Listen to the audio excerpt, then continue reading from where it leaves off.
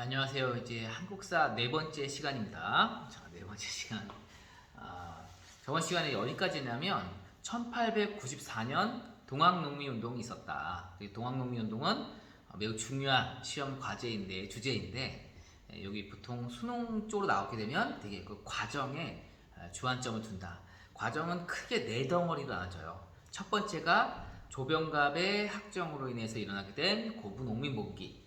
두 번째가 안핵사 이용태의 억울한 판결로 인해서 농민 탄압으로 인해서 발생하게 된 제1차 봉기가 있습니다. 그 1차 봉기 끝에 동학농민군은 관군을 물리치고 전주성까지 점령을 해요. 전주성 점령한 이후에 정부는 청나라에다가 지원병을 요청하게 되는데 과거 텐진조약이라고 하는 조약에 의거하여 일본 군대까지 우리나라에 상륙하게 되는 그러한 현실을 맞이하게 된다. 이에 반외세라는 기치를 가지고 드러난 이름도 서학에 반대한다는 의미로 동학으로 지은 거거든요. 천주교에 반대한다. 즉 서양권은 멀리하겠다. 반외세라는 생각 갖고 있는 동학의 입장에서 볼 때는 외세가 들어온 것 자체가 마음에 안 드는 거죠. 그래서 이런 것들을 해결하기 위해서 전봉준이 정부와 협약을 맺어서 우리가 우리 나름대로의 개혁을 할 수 있게 허용해 주면 전주성에서 군대를 풀고 나가겠다, 즉 해산하겠다라고 하면서 전봉준과 정부군 사이에서 화해하는 약속이 체결됩니다. 그게 바로 전주화약이에요. 오늘 여기부터 나가도록 할게요. 자, 전주화약의 배경부터 보도록 할게요. 배경. 자, 전주화약의 배경은 그 동학 진압을 위해서 동학농민군이 전주성을 점령하니까 이에 대해서 청에 도움을 요청하게 되죠. 이에 청나라 군대가 우리나라에 상륙하게 되는데 여기에 어디까지? 일본군까지 우리나라에 상륙하게 된다. 상륙하게 된 근거가 된 조약은 텐진 조약이다. 이렇게 우리나라가 외세에 휘둘려가는 모습을 보면서 전봉준은 정부와 협상을 하기로 마음을 먹습니다. 그래서 과정을 들어가게 되면 결국 전주화약을 체결하게 됩니다. 전주화약을 체결하게 되고 이 전주화약의 내용은 이제 어떤 개혁을 단행을 하는 데 있어서 정부를 도와주겠다. 개혁 약속을 지켜주겠다라고 하면 이에 따른 해산을 하겠다. 실제 정부가 이에 응하고요. 전봉준도 해산을 하게 됩니다. 그래서 정부는 정부군 나름대로 서울로 올라가서 개혁을 단행하게 되는데 그 개혁을 가보개혁이라고 하고요. 여기는 농민들도 바로 이제 해산을 했어요. 해산을 해가지고 바로 집으로 가는 건 아니고요. 각 지역으로 가서 지역을 자치하는 스스로 다스리는 자기들만의 개혁기구를 만들게 돼요. 이 개혁기구의 명칭을 뭐라고 하냐? 이거를 집강소라고 합니다.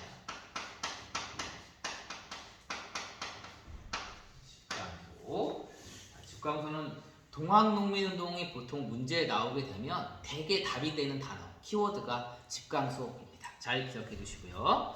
이 집강소에서 농민들만의 개혁을 단행합니다. 이거를 이제 폐정개혁이라고 하는데요.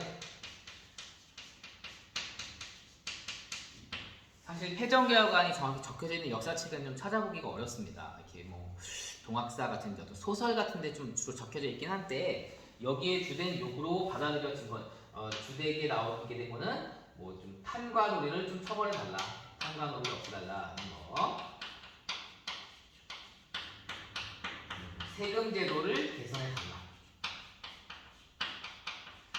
그다음에 온갖 사회적 악습을 좀 철폐해달라. 대표적인 것이 이제 재혼 금지 같은 게 있었거든요. 그런 것을 다 폐지를 해달라. 좀 더 나은 사회로 갈 수 있게 개혁을 해달라라고 했던 것이 전주화약이다라고 보시면 되겠어요. 그래서 우리들 입장에서 볼 때는 정부와 동학농민군이 협상을 해가지고 문제가 해결된 거예요. 그럼 문제가 해결됐기 때문에 이 전봉준 부대를 전봉준의 동학농민군을 타도하기 위해서 또 들어왔던 청군과 일본군도 다시 돌아가야죠. 그래서 이제 청군은 다시 돌아가요. 그래? 해결됐구나 돌아가는데 일본군은 그럴 의도가 없었습니다. 일본군은 이미 들어오는 순간부터 동학농민군을 진압하겠다는 순수한 의도 외에 다른 목적들이 있었기 때문에 이거 이러면 안 되는데 라고 하면서 일본군이 후퇴를 하지 않고 모든 군대를 얼른 경복궁을 내서 경복궁을 기습으로 점령해버려요. 왕과 왕비를 포위로 삼고요. 그 인질로 삼고 그리고 나서 어떻게 하냐? 저기 멀리 후퇴하고 있는 청나라를 가서 습격을 합니다. 평양에서도 부딪히고요. 그러면서 결과적으로 청나라와 일본이 우리나라에서 전쟁을 벌이게 되는데 이거를 청일전쟁이라고 합니다. 자, 결국 전봉준이 우려했던 외세가 개입해서 우리나라의 현실을 쥐고 흔드는 그런 모습이 연출되고 만 거예요. 그러면서 전봉준은 이제 여기 안 되겠다. 이 우리의 가장 중요한 반외세라고 하는 가치관을 지키기 위해서는 이 두 세력을 내쫓을 필요다. 특히 지금 우리에게 지금 약속을 지키지 않고 있는 일본군 몰아내야겠다라고 해서 전국에 있는 모든 동학농민군을 집결하게 합니다. 그 집결하게 한 곳이 논산이에요. 이게 이제 마지막 네 번째 단계가 되는데요. 요 위로 갈게요. 요거를 이제 2차 봉기다. 2차 봉기. 자, 배경으로 가게 되면 2차 봉기의 배경은 전주화약을 체결한 후에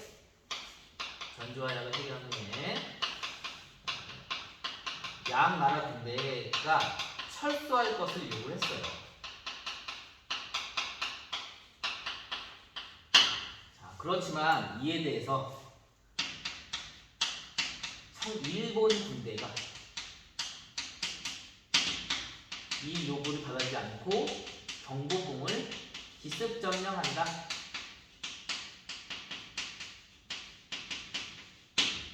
그리고 여기서 한 단계 더 나가서 전쟁, 청일전쟁을 일으키게 됩니다.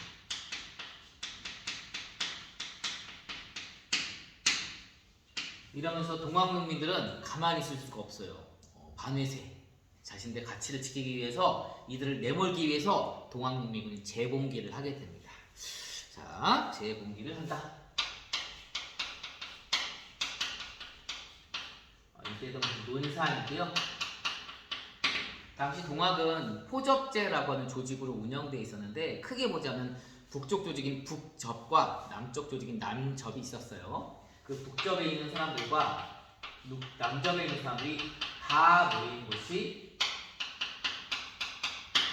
논산이 되겠습니다. 그래서 여기서 재봉기를 해가지고 지금 경복궁을 포위하고 있는 일본군을 공격하기 위해서 서울로 상경을 합니다. 이 군대가 수십만이었다고 하죠. 그래서 이 많은 동학농민군이 올라가고 있었는데 일본군은 이제 그걸 알고 기다리고 있었습니다. 어디서 기다리고 있었느냐? 바로 공주 우군치라고 하는 곳이에요.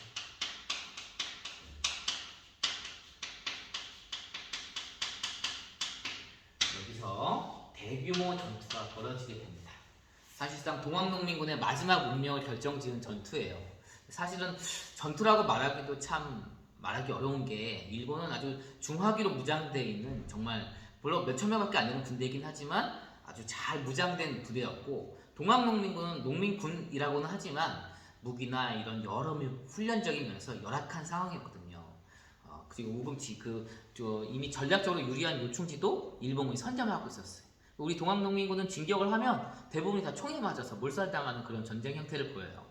그래서 중간에 농민들이 전봉준이나 지도부를 찾아가서 이거 어떻게 하냐? 이거 이겨야 되냐? 이렇게 얘기 물어보면 지도부가 주로 해줬던 게 막 부적을 적어줘요. 그래서 이 부적을 가슴에 붙이고 나가서 싸우면 총알이 피해갈 거다. 그래서 그 말을 믿고 또 가서 싸우지만 다 총알을 맞고 전사하고 결국 이 전투 거의 학살에 가까운 전투라고 할 수 있는데요. 이 전투에서 동학농민군이 대패를 하게 됩니다. 여기서 패배를 하게 되고 지도부였던 전봉준은 사로잡혀서 처형됩니다. 이래서 이제 동학농민운동은 사실상 실패로 끝나게 돼요. 동학농민운동이 처음 일어나게 된 고구농민봉기가 1890년 한 1월경이고 공주 우금시전도 한 11월경. 그 이제 지도부가 체포돼서 이제 처형되고 이런 게 12월 내년 1월 그쯤이거든요. 정확히 1년에 걸친 사건이 동학농민운동이다라고 보시면 되겠어요. 자, 그렇다면 이 동학농민운동의 네 번째 성격과 영향을 좀 살펴보도록 하겠습니다. 개혁과 영향. 이 동학농민운동이 갖고 있는 성격은 크게 두 가지는 알 수가 있는데 반봉건과 반외세 이 두 개를 큰 양대 기둥으로 삼고 있는 운동이 동학농민운동이에요. 반봉건, 봉건제도에 대해서 반대한다는 건데 뭐 좀 넓게 해석을 하자면 사회, 경제, 정치적으로 있는 그런 잘못된 제도들을 개혁하고 고치자라고 하는 게 반봉건이에요.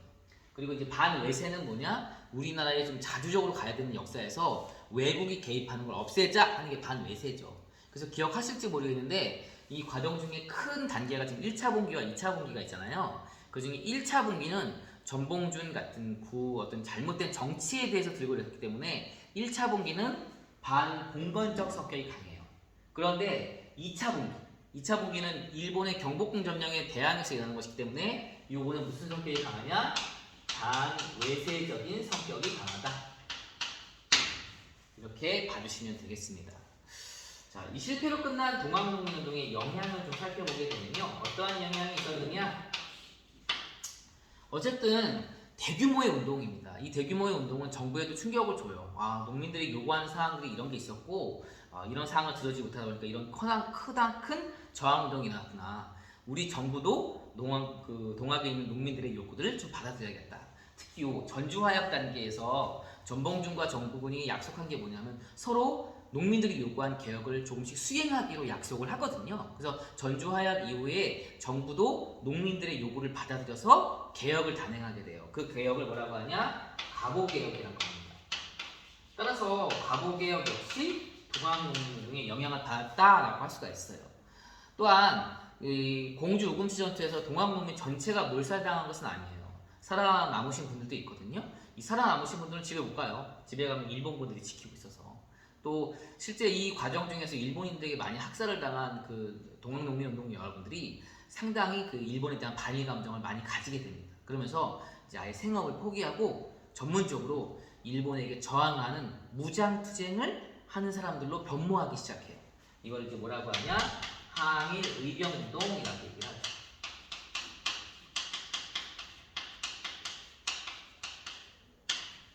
동학농민운동은 가보개혁과 항일 의병운동에 영향을 주었다라고 보통 이렇게 얘기를 하게 됩니다. 자, 그러면서 동학농민운동은 이제 끝이 났어요.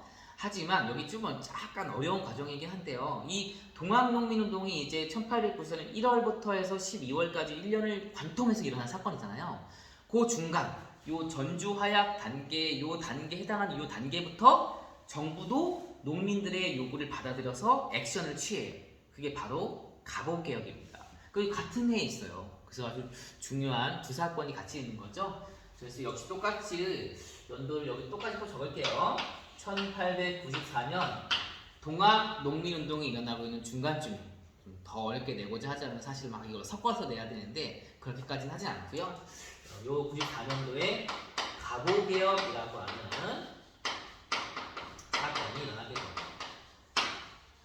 가보개혁은 미리 좀 스포를 하자면 1차 가보개혁, 2차 가보개혁, 3차 가보개혁. 3차는 보통 을미개혁이라고 불러요. 그래서 개혁이 크게 3단계에 이루어지고요. 그래서 그 각 개혁 단계의 내용들을 중점적으로 살피면 되겠습니다. 여기 좀 옆에 안 보이시죠?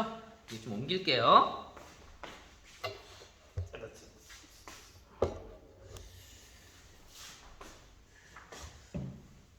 그래서 됐나요? 저부터 옮기겠군요.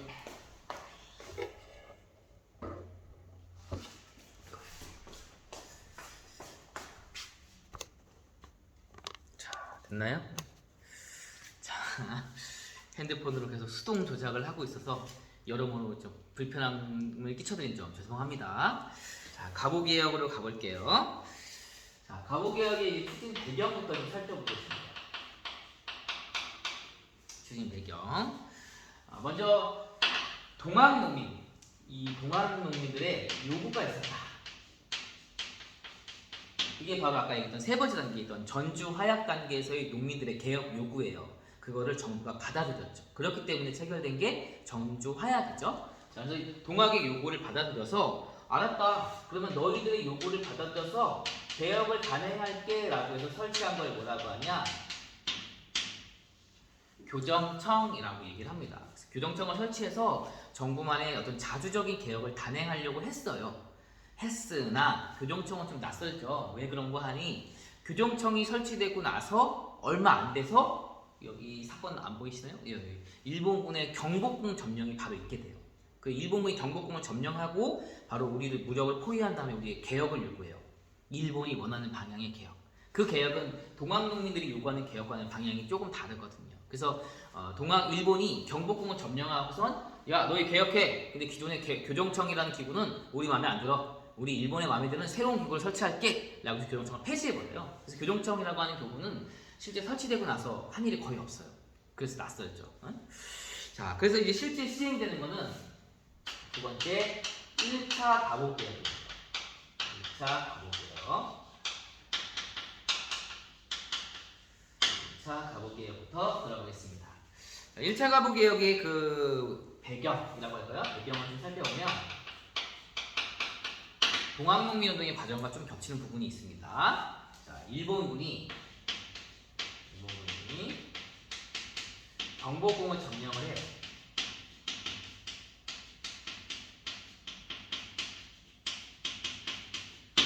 자, 경복궁을 점령한 상황에서 우리에게 그리고 요구하는 개혁을 요구합니다. 이 개혁이라는 것은 이제 예전 정한론의 입장에서 우리 일본이 조선을 먹을 때 좀 더 유리한 방향으로 그런 식으로 좀 개혁을 하라라고 하는 입장이 아무래도 들어갔겠죠.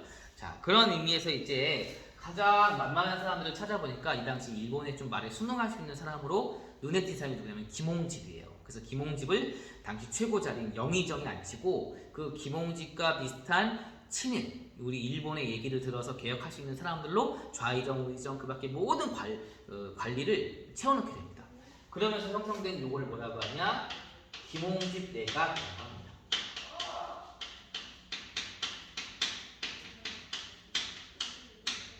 조금 어렵죠? 그리고 이제 교정청을 폐지한 대신에 일본이 원하는 내용의 개혁을 하기 위해서는 좀 더 강력한 개혁 기구가 필요하다는 데 인식을 같이 해서 일본이 설치하는 게 있어요. 그걸 뭐라고 하냐? 군국 기무처라고 합니다. 보통 동학농민운동이 수능이나 이렇게 나왔을 때 집강소가 답이 되는 것처럼 가보개혁의 또 키포인트 단어가 바로 이거 군국기무처. 요 군국기무처에서 뭔가를 했다라는 지문이나 내용이 나오면 답이 가보개혁이에요. 자, 이 군국기무처, 요 군국기무처 총재도 김홍집이 앉게 돼요. 그래서 요 중심으로 해서 여기서 단행한 개혁을 제 1차 가보개혁이다라고 얘기를 합니다. 자, 이 가보개혁의 그런 내용들을 살펴볼게요. 내용들. 자, 먼저 정치적인 면에서.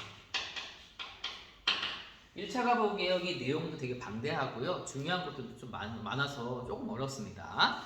자, 정치적으로는 이제 뭘 설치하냐면 국내부라고 하는 걸 설치해요. 자, 국내부는 어떤 거냐면은 사실 왕의 친척들이 정치에 참여하면 원래는 안 되는 거예요. 인척들이. 하지만 이 시기에는 왕은 고종인 거 기억나시죠? 고종의 아버지인 흥선대원군이라든가 고종의 부인이었던 명성황후가 정치에 참여를 하는 모습을 보이고 그들은 되게 일본이 다루기가 쉽지가 않은 어려운 인물들이었어요.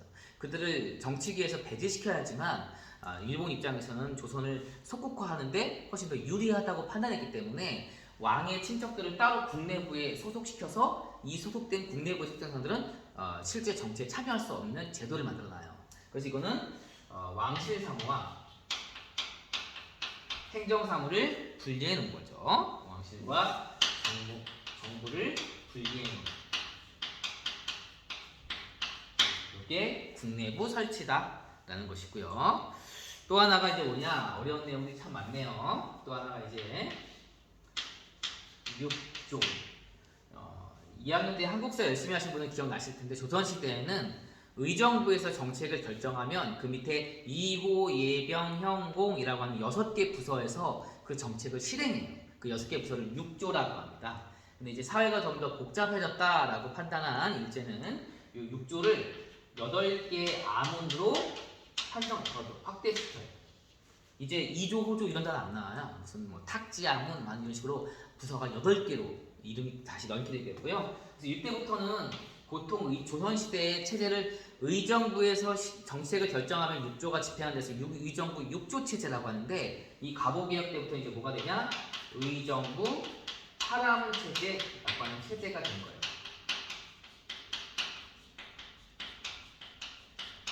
의정부에서 정책을 결정하면 파라문이 실행하는 그런 시스템으로 바뀌게 된 거죠. 자, 그리고 또 하나가 뭐냐? 또 중요한 게 참 많네요.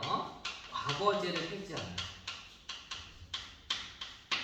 기억나실지 모르겠네요. 이게 예전 고려시대 광종 때부터 쌍기의 건의로 시작이 되죠. 아주 옛날 거부터 시작이 된, 거의 근 1000년 이상 유지되고 있던 과거제가 이제 공식적으로 폐지가 된 게 갑오개혁 됐고요. 자, 그 다음에 또 하나가 뭐냐? 또 하나가 이것 외에 개국기년이라는 걸 씁니다. 을 사용합니다. 또 이건 뭔 말입니까? 어렵죠? 개국기년이라고 하는 건 뭐냐면, 왜 우리 지금 연도는 서기라고 하는 그 연도 체제를 선택하고 있죠. 서기는 예수 탄생을 기점으로 해서 예수님 탄생 이전을 비포 크라이스트, 예수 이전이라고 해서 기원전이라고 부르고, 그 뒤에를 이제 AD, 히브리어로 신의 발자국이라는 뜻인데, 그 뒤에 이제 예수님 탄생 이후에 2022년이 됐다 이런 의미잖아요. 이 당시 우리 조선인들은 예수의 존재를 아직 잘 모르지 않아요. 물론 서학이 들어오긴 했지만 주되게 믿는 것도 아니고요. 그래서 이 당시의 연도는 되게 어떻게 따지냐면, 청나라 황제, 중국 황제가 오른 지 몇 년이냐, 되게 그런 걸 기점으로 연도를 삼아요. 중국 황제 5년, 우리나라에서 무슨 일이 있었다, 이런 식으로 이제 기록이 되는 거죠. 그런데 이제 그런 연도법도 좀 마음에 안 든다. 개국기년이라고 하는 건 뭐냐면, 조선이란 나라잖아요. 조선이라는 나라가 개국, 즉 건국되게 된 게 1392년이에요. 그 해를 1년으로 삼아서 이 1894년에 뭐 이제 대략 한 503, 4년 정도 될 거거든요. 그쯤에 이제 조선 세워진 지 500 몇 년 이런 식으로 연도를 잡았다라는 게 개국기년이다라고 봐주시면 되겠습니다. 자, 여기 이제 정치 쪽에서의 얘기고요. 자, 그 다음에 사실 여기 밑으로 가서 이렇게 경제 쪽도 좀 살펴볼게요. 요 밑에도 좀 보이시겠죠? 자, 경제 쪽에서는 그 뭐냐, 좀 잘 보이는 지문이 재정의 일원화예요.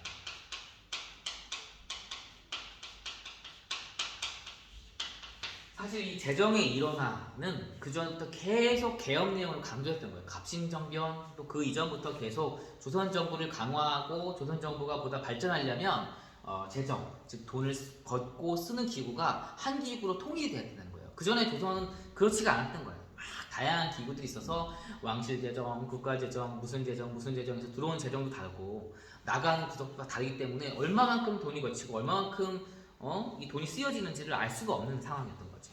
그거를 좀 더 투명하게 하나의 책임 있는 기구를 만들어서 거기서 국가 재정을 총 책임지는 기구로 만들자. 그게 재정이 일어나요.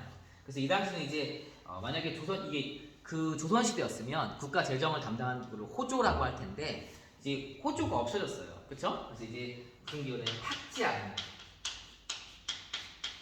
탁지 않음이라는 기구로 재정을 일원화하였다라는 것이 하나 들어가 있고요. 그 다음에 또 하나가 뭐가 있냐라고 한다면, 또 하나가 은본위 화폐 제도를 만들게 돼요. 은본위 화폐 제도를 만들게 됩니다. 이거는 이제 뭐냐면, 은을 가지고 있는 만큼 화폐를 찍어내는 거예요. 이제 은이 기축 통화의 모습을 가지게 되는 것이고요. 자, 그 다음에 이제 사회적으로, 여기 밑으로 가야 되는데 안 보실 건데 밑으로 내릴게요. 자, 사회적으로는 어떠한 것들이 있었느냐라고 한다면, 자, 사회적으로는 이제 가장 중요한 핵심적인 게 아주 잘 나오는 게 뭐냐면, 신분제 철폐입니다.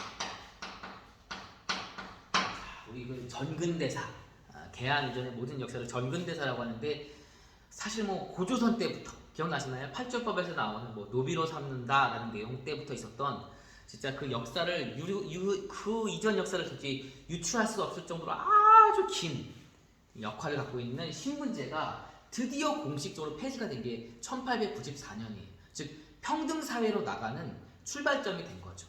역사의 발전적인 측면이다라고 볼 수가 있어요. 그래서 여기는 이제 신분제 되면서 노비 이런 것들이 이제 다 노비제 이런 것들은 이제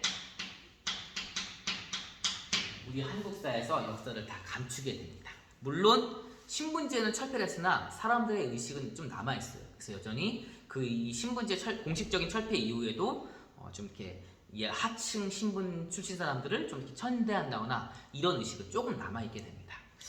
자, 이게 되어 있고요. 그리고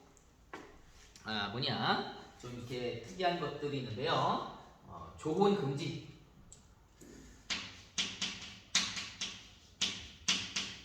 일찍 결혼하는 거 말하죠. 조혼 금지하고 과부의 재가 조혼을 금지하고 일찍 결혼하는 건 금지시키고 과부가 재혼하는 건 허용해줘요. 자, 이런 것들도 있게 되고요. 그 다음에 또 하나가 뭐냐면 연좌제.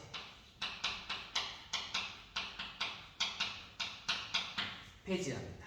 연좌제라고 하는 건 왜 사극 보시면 삼족을 들여라 이렇게 나와요. 누가 반란을 일으켰어, 모욕을 일으키면 그 사람과 연관된 친척들을 다 싸잡아 죽이는 거죠.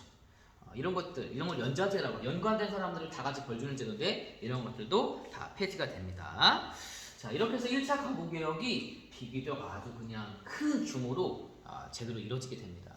근데 사실은 이제 이 과정 중에 1차 가부개혁이 진행되다가 이제 멈추게 되는 게 뭐냐면 1차 가부개혁이 시작된 거는 일본군이 경복궁을 점령하고 개혁을 시행하라고 해서 일어나게 된 거잖아요. 그런데 그래 놓고서는 바로 뭐가 일어났냐면 이게 안 보이겠네요. 청일전쟁이 일어났어요. 그래서 일본은 자국의 어떤 입장이 많이 반영된 개혁을 하길 원했으나 사실은 청일전쟁이 이루어지는 과정 중에 일본의 입장이 투영되지 않은, 우리 조선을 좀 강하게 하고자 하는 개혁의 내용들이 많이 투영됐어요. 1차 가부개혁에서 내용이 좀 섞여 있어요. 약간 일본을 위한 개혁, 우리나라를 위한 개혁이 섞여 있는 거예요.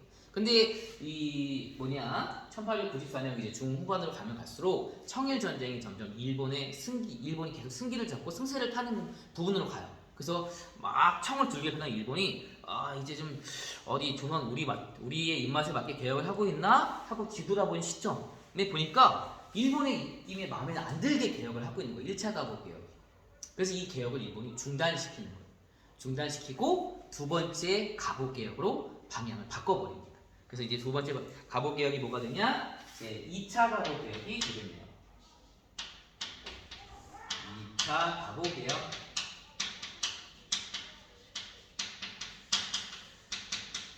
자, 2차 가부개혁의 이제